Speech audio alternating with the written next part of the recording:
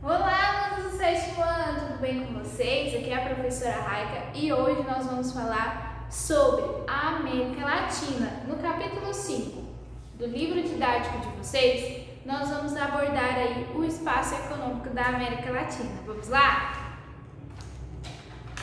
Para animar um pouquinho,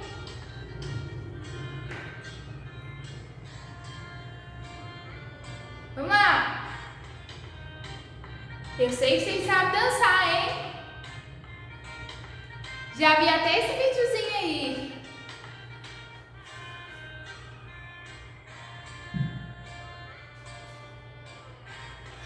Bom, sem mais dancinhas, porque literalmente a tia Raika não serve para dançarina.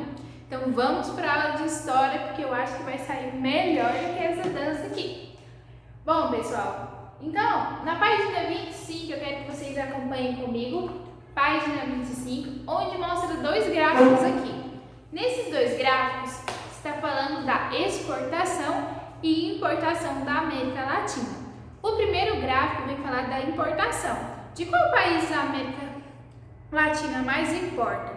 E literalmente, olha aí, o grande país aí que importa para a América Latina é os Estados Unidos. Então, os Estados Unidos está logo acima aqui do México, né, bem pertinho, e ele é o que mais importa para a América Latina. E para onde que a América Latina mais exporta? Também para os Estados Unidos. Então, a gente vê aí que a América Latina e os Estados Unidos têm uma economia bastante atrelada, né? Então, o país aí que menos a América Latina importa é da Coreia do Sul e, consequentemente, que a menos que exporta também são os Países Baixos, né? Na página 26, segue aí comigo, nós vamos falar aí da América Latina. Nós sabemos que ela é formada pela América Central e a América do Sul, né? E pelo México, que situa na América do Norte. O México ele faz parte da América do Norte, mas com a regionalização, com a divisão, ele se encontra também na América Latina, certo? Então, olha aí, o México, ele está aí na fronteira entre dois mundos. Ele está na fronteira, quer dizer que ele está no meio, entre os países do norte. Ele também é um país do norte, mas entra como país da América Latina, e a América do Sul. Então, ele está bem na divisa. Então, é por isso que nós vamos iniciar o nosso estudo por ele, certinho? Então, olha aí, na página 26, vem falar aí algumas características do México, né? E ele fala aí que o México se limita com os Estados Unidos.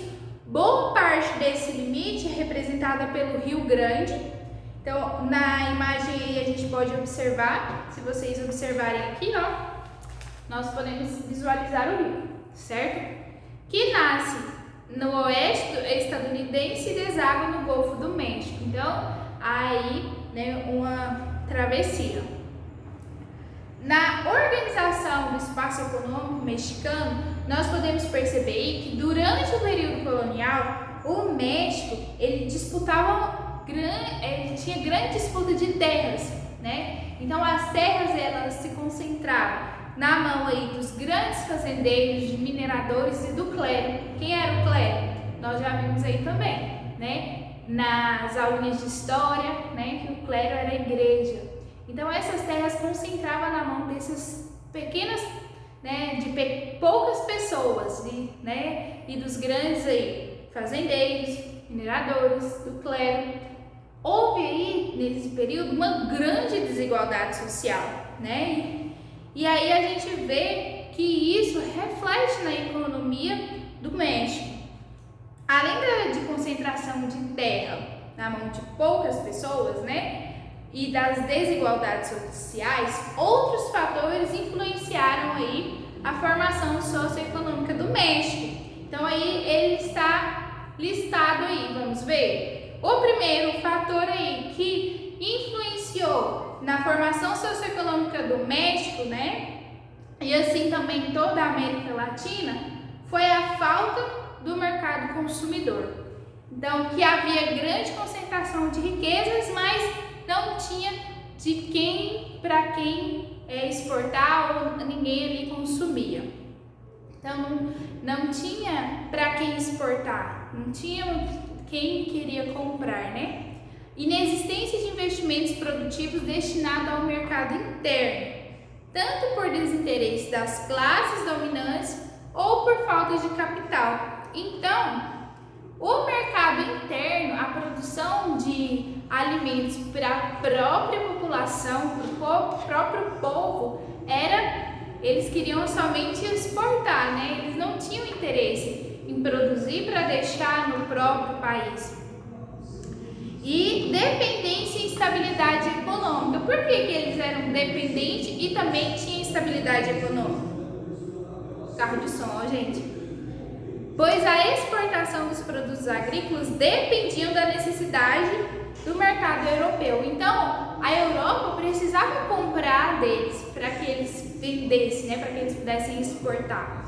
Então, quando não havia essa necessidade, então eles tinham uma instabilidade econômica.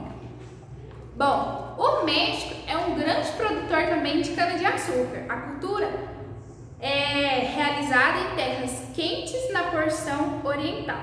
Sua produção é voltada ao mercado externo. Então, os grandes proprietários de terra, eles têm interesse em exportar o seu produto, né? Não deixar ali para abastecer o país.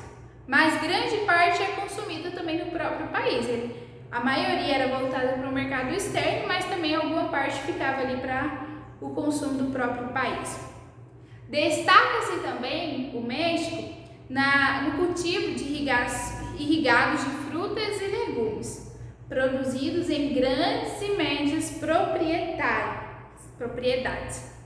E no México também nós temos as jazidas de petróleo que se encontram aí no Golfo do México. Na página 27 vocês vão ver aí um mapinho que ele está descrito assim no seu título: México, petróleo e localização industrial. Então nós vamos ver aqui aonde está distribuída, né, essa atividade aí econômica. Bom, então nós vimos aqui, seguindo o nosso cronograma, nós vimos um pouquinho da economia do México, né? Entendemos um pouco por que a sua economia é instável, por que a sua economia é insegura, né? Por que ele tem aí uma dependência, né, da Europa. Vimos também que isso aí foi um fator histórico, né? Essa economia, ela refletiu aí da história, das grandes desigualdades sociais. No nosso cronograma, nós vamos estar aqui, deixa eu colocar aqui o nosso cronograma. Não sei se dá para vocês verem aí, né? Nós vamos estar respondendo algumas perguntinhas referente àquele gráfico da primeira página, da página 25. Vamos responder essas perguntinhas. Temos aqui também a leitura do texto México na fronteira entre os dois mundos, que eu dei uma explicadinha aqui para vocês.